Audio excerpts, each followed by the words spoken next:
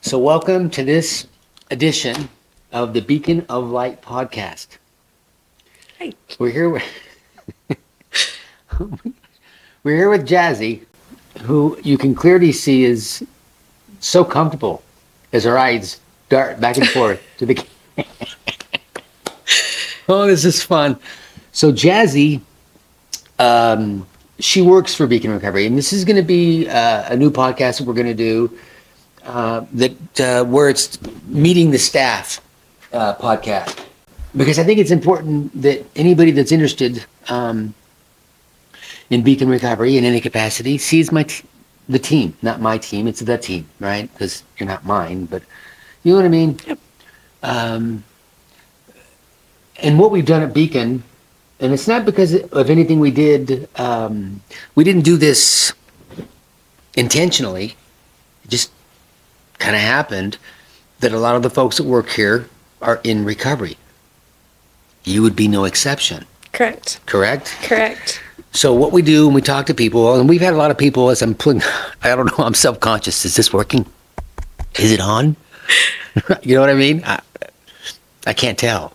I hope it's working. All right.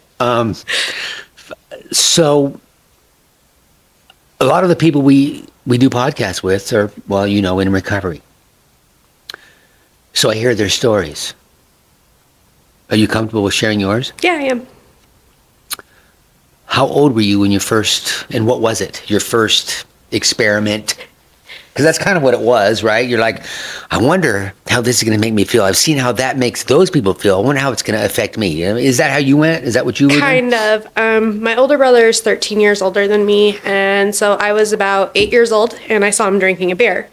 And I was like, hey, can I have some? And my brother, being dumb and drunk, said, yeah, go ahead. So I tasted it. It tasted horrible. I immediately spit it out, and I was like, what is that? And he's like, that's alcohol. I'll never try it again. Well, me being me, that wasn't the last time I tried alcohol. Well, I'm interested when the next time you tried alcohol was, after that.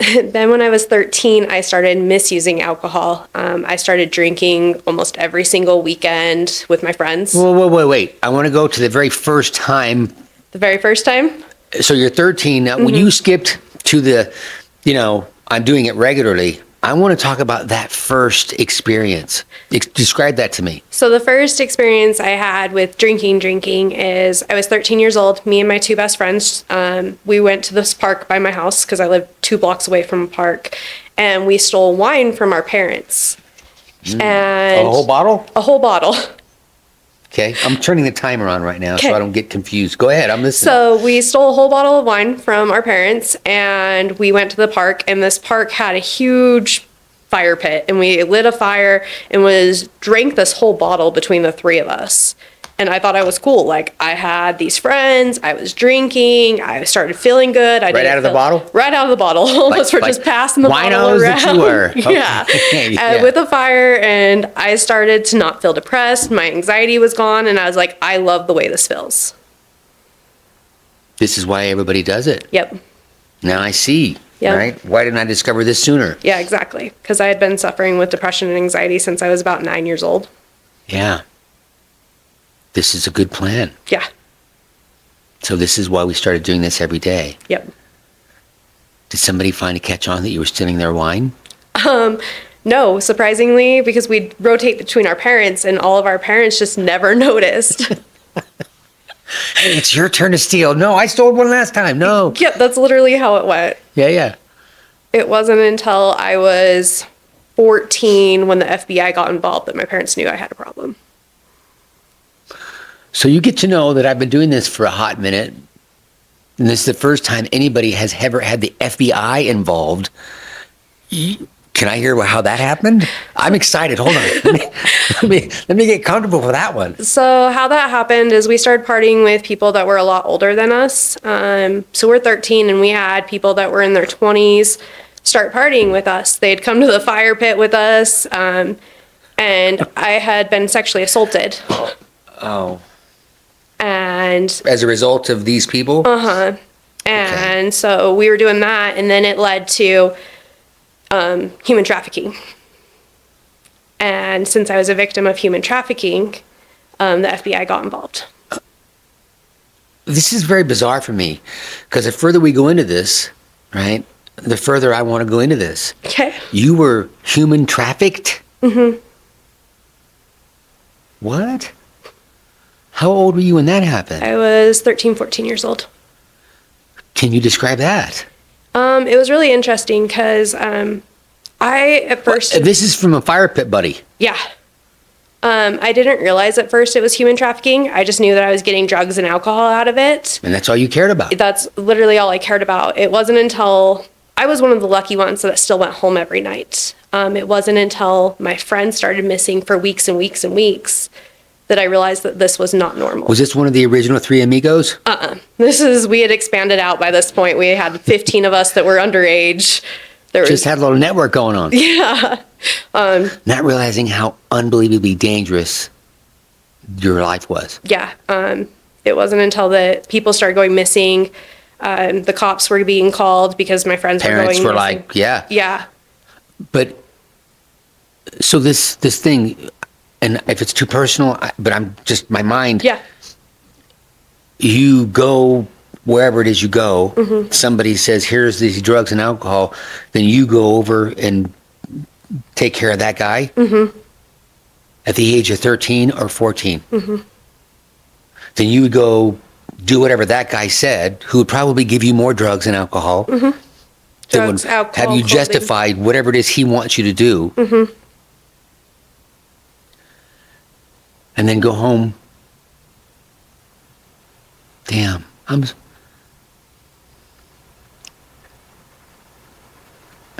Wow. Okay. Dang. Yeah. So the FBI got involved, and then my parents allowed me to be... Did they ever know anything about this, your parents? They knew nothing about it. Oh, you're slick, you. Yeah. It wasn't until then when the FBI got involved. And I can imagine their holy shitness. Yeah. Right? Like, what are you talking? They had no idea any of this. And they had no idea. It was like a whole big blow up. All the Yeah. cops were at my house. The FBI was at my house. Oh, and they're your like, poor mother. Yeah, and I was the second child that this had happened to. So, not the human trafficking part, but like DEA agents, all that ending up at our house. So my parents were like, I can't believe we're going through this again. You were the second child in your household. That had agents at the house, yeah, because my older brother was also in active addiction. Wait, this is the brother that back at the age of 8 got you. Yeah, so by the time I started drugs, he had just gotten sober, and so my parents had to start this whole cycle over again. Okay. Where do they live? Oh, don't tell me. We'll talk about this off camera because I want to get them in here for a podcast. We'll talk about that in a minute. Okay. Because I want to see their perspective. That's the other thing that started this whole thing is getting other people's perspectives. You know, Malin, right? He came in here to start talking about his wife. And I was like, ding, what did her experience look like when he was stuck? And it was mind-boggling. So that's why I want to talk to your folks. Okay. Okay. So I didn't know this about you. How long have you been working with us? A couple years, right? 3 years. She tried to leave once. Yeah. You started off as what? We're going to skip ahead for a sec. I started off as a peer support specialist. Peer support specialist. In case, for those of you that don't know, a peer support specialist has to be in recovery for, I think it's what, a year? Yeah. And you had done that. And so then she got this crazy notion that she wanted to stay in this industry, and now she's going to school to be a therapist. Oh my gosh. And then she tried to leave. Yes, I did. Right? And tried to go do something for somebody. Right? And I'm Tried like, to go do hospice care. Hospice care. Right? Because they offered her more money. Well, how'd that work out? Right? Obviously, I'm still here, so. Yeah, well, I paid you more money than they were offering. She's a valuable asset to Beacon Recovery, as you can clearly see with her temperament. I made her stay. Not because of just the money. This is kind of a groovy place to work, isn't it? It's a great place to work. I love it. It's kind of fun. Okay. We're just kind of bouncing all around here. Let's go back to the chronologic of where you were. Now your parents are fully aware, like, holy shit, right? Our little girl has a problem. Mm-hmm. It sounds like, well, not just alcohol, it was drugs and alcohol, right? And promiscuity, but not because you know what I mean? Yep. So now what? So then I started working with the FBI to catch child predators.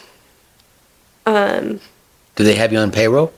They did not. I volunteered to help them to get out of some drug charges I had pending. It was kind of, you do this, you get out of drug charges. Yeah, but as a kid, they couldn't have charged you with shit. You didn't know that, but that's okay. Right? They can't, you know what I mean? Yep. You're like 15, maybe 16 at the time. I was, 14 still. You don't know to say, you know what? Piss on you, charge me. See how that works for you. know what I mean? Yeah, exactly. I had no idea. Yeah. But I started working with them. I got sober for a while. And I stayed sober until I was 16. No, I was 17. I stayed sober from 14 to 17. When I was 16, I had a daughter, and she passed away 2 months later. And after she passed away, I started drugs again.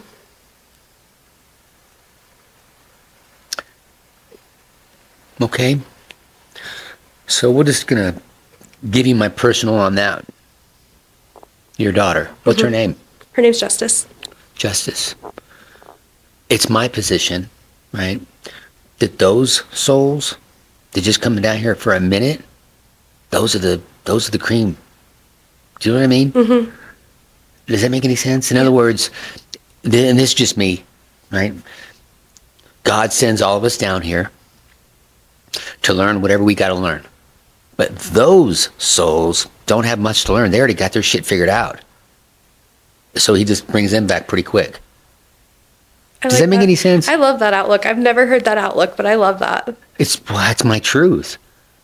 They didn't need to learn anything.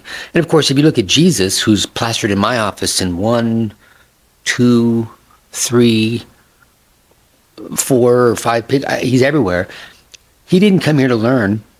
He came here to teach. He didn't have to come here because he was already perfect. That's why, in my opinion, he came down here, was for us to, give an example for us. But your daughter, Justice, wow, that's going to be a great reunion for you. Mm-hmm. Right? Okay. And of course, you do what people do. They turn to what they think is solving their problems. We can go back to that first experience of, this is the shit at the age of 14. Now I know what everybody's talking about. Mm-hmm. That comfort that you thought existed in that bottle, you went back to that for this horrific experience that you experienced at the age of, what'd you say, 16? I was 16 when I lost her, and then I was 17 when I started drugs again. Hold on a sec. I don't believe you lost her. I don't believe she's dead. I just believe she's off in the next part of her journey. We recently had one of our patients, I don't know if he OD'd, but he recently died. Was it last Saturday? Yeah. And everybody's been talking to me about, oh my gosh, I'm so sorry and I'm so sad. And I'm like, what are you talking about? Why are we sad? No. He's just at the next phase. I'm actually a little bit envious, if you want to know the truth. I mean, look where he is. I don't look at it as death. I just look at it as a transformation from one part of the journey to the next. He's in that next step. We are all on this step. Do you know what I mean? Yeah. So I don't believe you lost your daughter. I just believe she's over there waiting for you to rejoin, which you will do eventually. Hopefully, you get your work done before you go. And you know what I mean? Because there's work for you to do. Yep. That's why you're here. That's why, and we are all here, in my opinion, to learn and work, right? Which is why we love what we do. This is really fun work. Yes. Okay, so now we're going to go back to you diving back. Now, did you dive back in with anything and everything? No. So at this time, by this time I had only tried alcohol, bath salts, and spice. And I know that's going to age me, but those were all Wait. legal. So all those drugs you were doing before at the fire pit and with your friends from that were alcohol, bath salts, and what? Spice. That you could buy at the gas station? Yeah, at that time, everything was legal. So we just had to have somebody that's over 18 buy it for us. Lickety split. Mm-hmm. Yeah. Okay. Probably one of those knuckleheads that you met at the fire pit. 100%. Would probably go and buy all that shit and stock up and buy those people out and just delve it out to you three innocent. Okay. Yep. Monsters. Yep. Okay. So you dive back in with what you knew, one of the three or all of the above? Mainly just bath salts and spice at that point. Okay. Did you ever graduate from those two to something a little bit more? Yeah, so I actually didn't know at the time, but when I was 18, I started smoking heroin. I got told that it was tobacco on top of marijuana, and I started heroin for the first time at 18. Another sophisticate introducing these things to you, I'm suppose. I'm guessing it was a man? Yes, it was a man. It was I'm my partner at the time. Surprise? Yeah. Yeah. Okay. So then you just jumped right on in, right? With heroin. Yep. Did you not recognize the first time you smoked it? You're like, wait, this one's different. I did notice, but I was like, okay, maybe. And I totally thought it was love because I was so head over heels for this guy that I was like, oh, it's the chemical of love and oxytocin on top of the weed. I'm fine. Okay. So now you're smoking heroin. And by the way, many people believe that smoking it is more deadly for you than shooting it because it gets into your, through your lungs, into your bloodstream quick. Yeah. Real quick. It doesn't take long for that to work. And I don't know how long, I've never done heroin and will never do it. So I don't know how long it takes to affect you when you go into your vein. That can't be a long process either. But I've heard that it's more addictive to smoke it than it is to shoot it, if that's even a possibility. That's just what I've heard. You got addicted to heroin then? Yep. I was still in high school. Weird enough, I was still able to be most likely to succeed, valedictorian, all of that stuff. Really? Mm-hmm. Does that mean you were smart? Yeah, I was the nerd. Okay. So what are you getting up every morning, doing a little puff? So, going to school high on heroin? No, I would get up and I'd be sick as hell on Monday mornings because I was coming down. All weekend, right? Yeah, I'd go all week just craving because you would detox every single week? I would detox every single week and just holy shit. I would just crave all week long. And then Friday night, if I showed my boyfriend my grades and they were all straight A's, he would reward me by letting me smoke.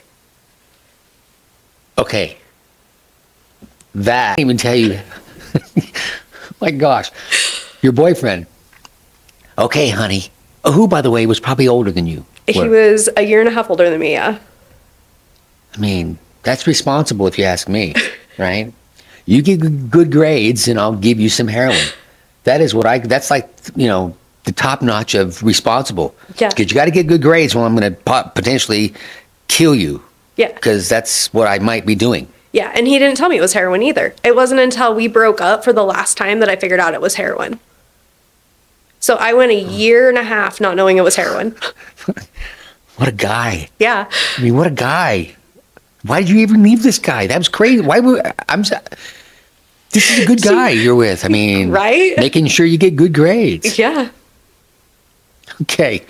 So then, how long were we doing the heroin thing? Because I'm sure that after you guys broke up, you still continued. Now you're like, well, since I know it's heroin, I should probably go get some heroin. Yeah. So with him, it was about 9 months. Is he mixing it with tobacco or with marijuana? With marijuana. Okay. But telling me it was tobacco. Oh, so you didn't know that was marijuana either? Well, I knew it was marijuana, but I didn't know the black stuff he was putting on was heroin. I was getting told that black stuff was tobacco. So I was like, I'm fine. So you would actually watch him put it in your doobie or whatever you guys called it back then. Okay. He would be taking the stuff out of some plastic baggie and sprinkling it. Mm-hmm. But you never said, why do you want me smoking tobacco? You just said, okay, you love me, and so you're just, Okay. Okay. And he was in the military, so I just assumed he wouldn't be doing hard drugs. Okay. Now you're out getting it yourself. Yep. Are you doing it the same way? Yes. That's what you know. I mean, don't deviate from, finely tuned plan. Yep. So how long does this go on? It goes on for about 9 more months. And then, And where is your child? so Justice has passed away. And No. Oh, you don't have another one by I now. don't have another one Okay. yet. Okay. I didn't have my other kids until I got sober. Okay. So this goes on for, About another 9 months. okay. And then one night I'm just sitting in a trap house, sick as hell, detoxing, thinking, should I go get another hit? And then by this time I'd been kicked out of nursing school, and I got accepted into nursing school right out of high school, which was unheard of. And I'm like, I'm ruining my life. I'm looking around at everybody in this trap house, and I'm like, what am I doing? Like, this is stupid. And so I called my dad, because my parents had a rule that if I called them when I was in trouble, there'd be no questions asked, they'd come get me. So I called my dad, told him to come get me, and I never touched drugs after that. I want a high five right now.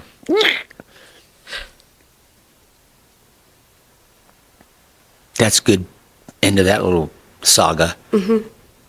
Right? You said I'm done. Mm-hmm. Then you went and detoxed for the 100th time. Yep. I mean, most people don't like to do that every freaking week. All right. And that was at the age of what? 19. And how old were you when you stumbled into Beacon Recovery? I was 29.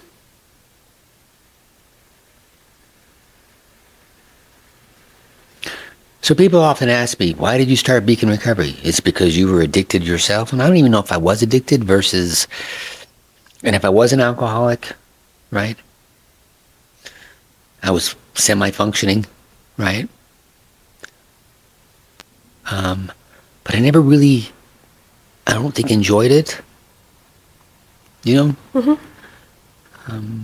But like you, when you Justice crossed over, I was searching, and I didn't know that I was searching for me, and that finding me would only occur when I stopped trying to go elsewhere to find me. Does that make any sense? Yeah. Almost like I'm going to be happy when I meet her, or when I get that house or that new car. Mm-hmm. I've always wanted a Camaro. Well, actually, that's not really true, but you know what I mean. Yeah.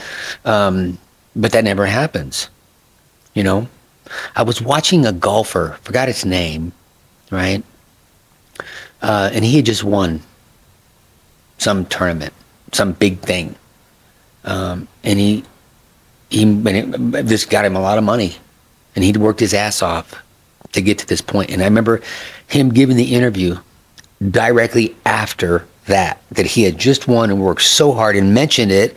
I worked so hard to get to here, and I was happy for just a minute. And then reality set in that life is still here after that. What is most important, right?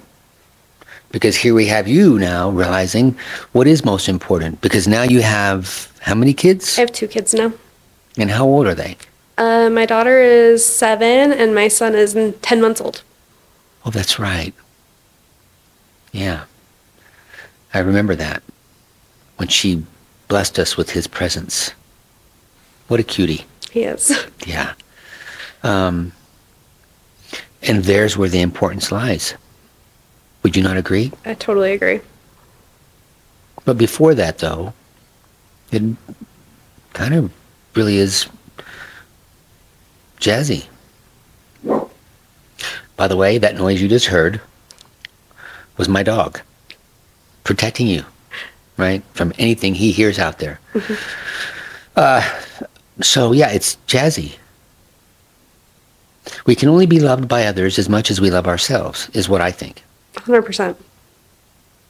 Because if you don't love jazzy, and when you're doing all those drugs and all those things, well, you're not loving jazzy. Nope, not at all.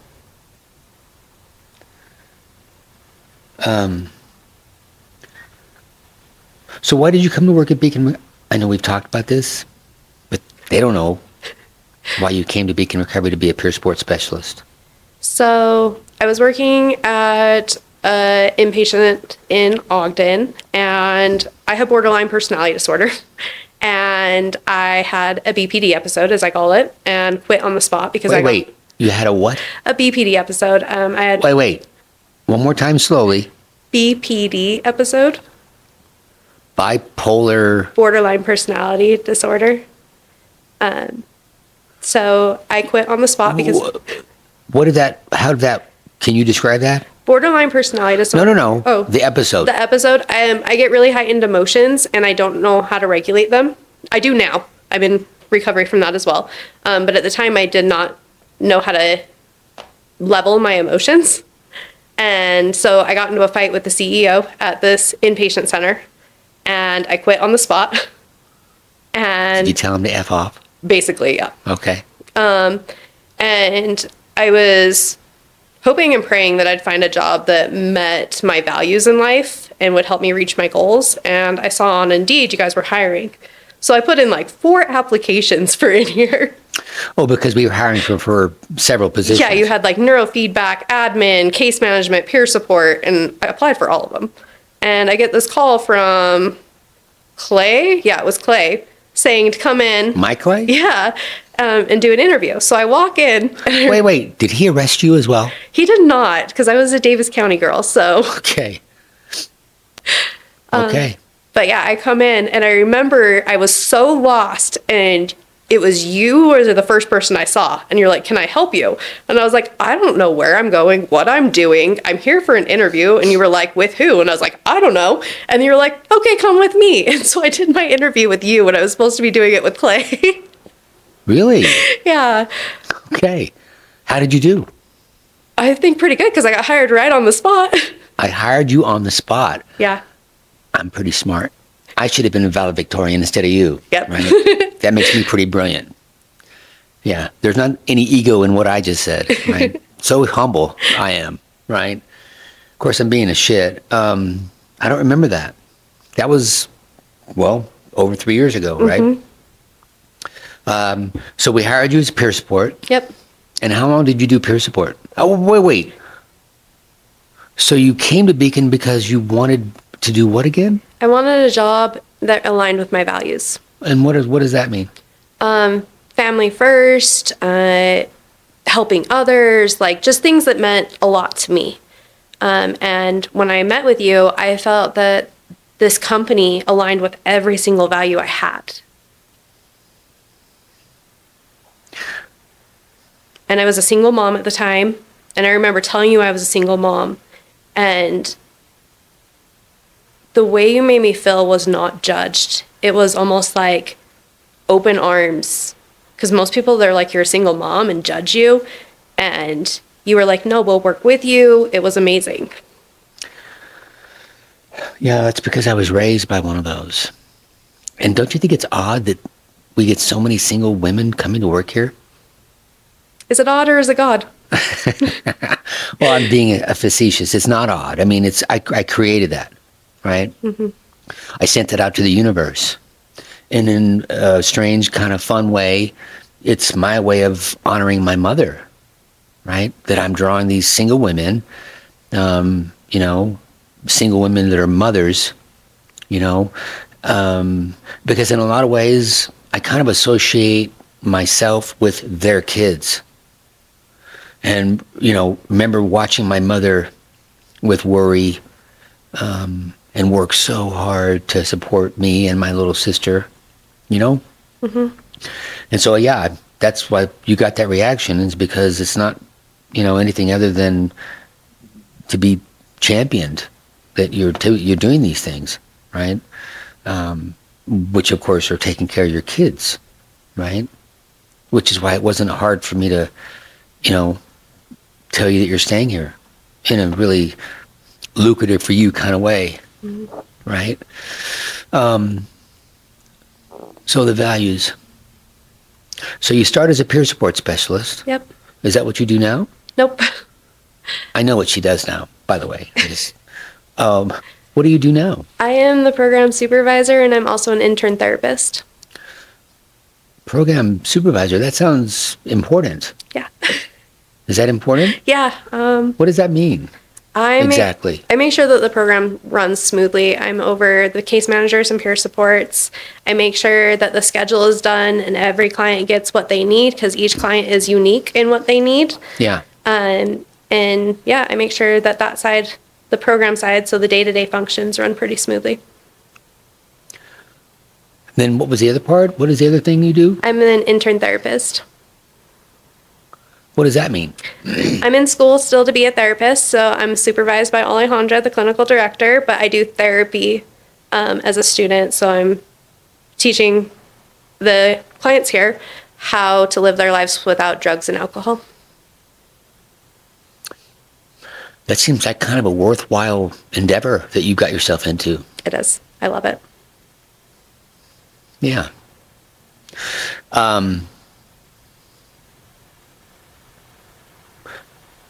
But recently you and I had a conversation. We did.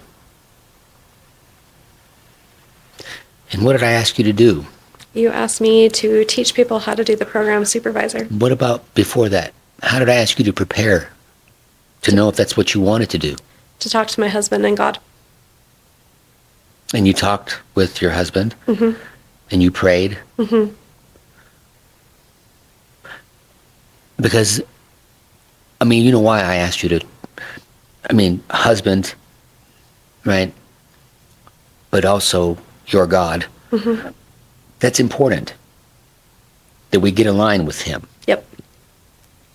And that we draw on him for the answers that we seek. And know that we're not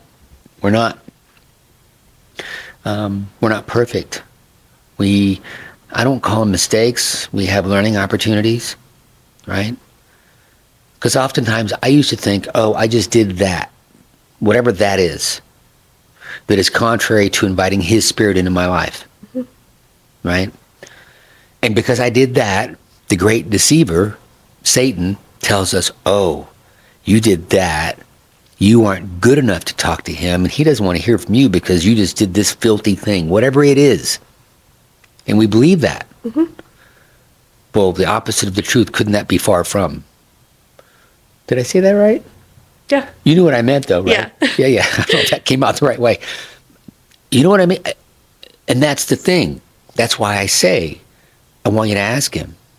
And then be still and see what his answer is. And that might take some time. He might not rush down in a barrel of whatever and poof, and you get the answer immediately. You may need to ask again and ponder it and, but you did that. Mm-hmm. And so God said yes. Yep. Because what we're looking at Beacon to do is to take this on a little bit broader scale in reference to different facilities across the country, right? So you've agreed to train, which would take you out of a therapy role, mm-hmm. right? But you can train therapists as well, the program. Yeah. So that's be like a dual faceted thing. You could train peer support, case management. You can train managing the schedule, but you can also switch off and train therapists on how to use this program as well. Yep. So what we do on all the podcasts that you are not aware of, that you're about to be, but we do this thing. Okay. Okay? Don't be nervous. Okay. Right? You've been kind of darting back and forth to the camera, right? I want you to look into the camera, and I want you to share with whoever's listening to you right now your thoughts on where they might be in their addiction, where you once were in your addiction, and what they should know about who they are from your perspective in reference to who you were when you were in the middle of your addiction, and where they can be in reference to where you are now. Does that make any sense? Yeah, so talk to somebody that's in addiction and where they might be, and okay. And the possibilities, from your perspective, that they might be able to enjoy and look forward to. Okay. Because they might be thinking that it's hopeless. Yeah. Because they might be sitting in a trap house, not making that assumption, or not assumption, but making that assertion that you made, like, what the am I doing here? They might not be there. They might be in that trap house, looking at I'm not shitting you, looking at their cell phone. Hold on, Patrick. Looking at their cell phone, right? And having this question. what do you say to that person? You are not broken. You are not hopeless. You did not ruin your future. You could just be building your resume, and there's so much out there that you can do still. Even with your record, even with your past, you can build a future that is worth everything. And the life that you are going to leave for the new life, your new life will make you forget everything about your old life. Not so much forget, maybe, because you're always going to remember. Yes, but I would never trade a day for my life now for what I had. Even though I felt like the drugs and the alcohol were curing me, I would never go back to that. I would deal with my anxiety and depression like I do now rather than do drugs, because I have my kids, I have an amazing job, I have the most amazing friends that actually have my back and are not stealing from me anymore. So you didn't ruin your future, you just built a different one. Okay. Thank you for coming on and sharing your amazing story that I didn't know, right? All these things about you, right? Yeah. So this was kind of fun for me. It was an eye-opener, right? But no, you're not going to get a pay raise anytime soon. Okay. That was an attempt at humor. You might. You never know. Yeah. But thank you for sharing your story, and thank you for what you do at Beacon. Yeah. And thank you for caring for these people that are basically you and me, right? We have a tendency to think because they're in their active addiction, they're in and out of jail, they don't have any money, they're on Medicaid, that they're less than we are. And you don't agree with that. I don't agree with that. We're here side by side to provide assistance to each other so we can all figure out a way to make our way back to God. 100%. Which is why we're here. Okay. We're going to, thank you. Yeah.